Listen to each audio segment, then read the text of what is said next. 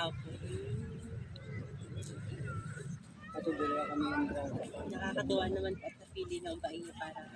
Oo. Oo. Kasi pinapanap ko si Ali. Ilan ba si Sabi ko, Ali? ano, hanapan niya ako na kasi maliliit. Si Alejandro Morales. Alejandro. Baka sa mukha lang po, sa pangalan niya. Kasi kilala siya ni, yung may-ari. Si nakausap ko kanina, yung may-ari. Kala ko Yung lalaki po. Babae. Yung babae po. Sa phone. Ano, Sino? yung nakapula po. Video call eh. Ay, yung chocolate po, mataba si ma'am. Okay, sabi niya po, ay pumasok na daw. ano ito kilala niyo? Kasi ayaw ko nga magsabi kasi ni Ali mga Si Ma'am Adi po. Yan guys. edad na rin. Nasa Nasugbo, Batangas na kami guys. Oo, sabi niya, parang, gusto binagit niya si Ali. Doon sa part na yun guys.